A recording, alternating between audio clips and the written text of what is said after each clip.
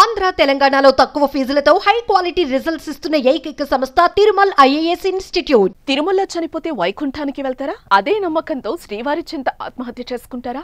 ఆ కానిస్టేబుల్ దంపతులు మరణానికి కూడా అదే కారణమా?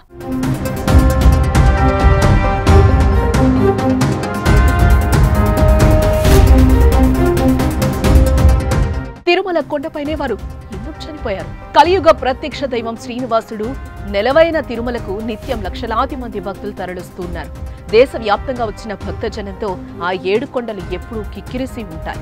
ఎన్ని కష్టాలున్నా తిరుమలను దర్శించుకుని వెళితే పోతాయనేది భక్తుల అపార నమ్మకం.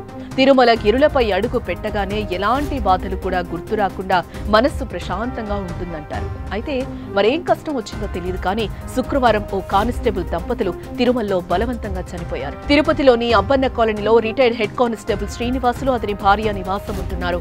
శ్రీవారి దర్శనం నిమిత్తం గురువారం ఉదయం ఈ దంపతులు ఇద్దరు తిరుమలకు చేరుకున్నారు.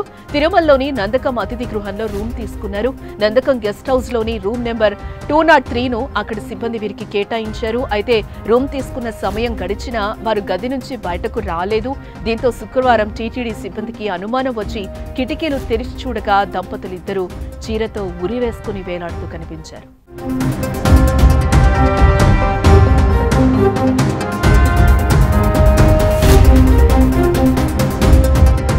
శ్రీనివాసుల దంపతులకు కుమారుడు కుమార్తె ఉన్నారు.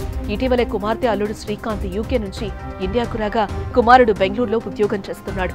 రాత్రి శ్రీవారి దర్శనం చాలా బాగా జరిగిందని కుమార్తె అల్లుడికి తెలిపారు. కానీ ఇంతలోని ఏం జరిగిందో బలవన్ మరణానికి పాల్పడ్డారు.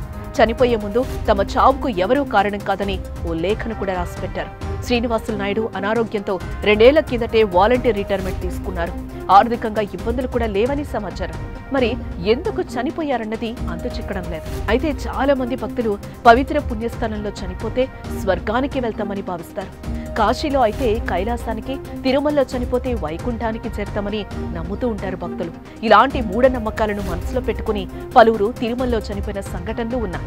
ఇప్పుడు శ్రీనివాస దంపతులు కూడా అదే నమ్మకంతో చనిపోయారా అనే అనుమానాన్ని కూడా కొందరు వ్యక్తం చేస్తున్నారు. ప్రస్తుతం వారి మరణానికి కారణాలపై పోలీసులు ఆరా తీస్తున్నారు.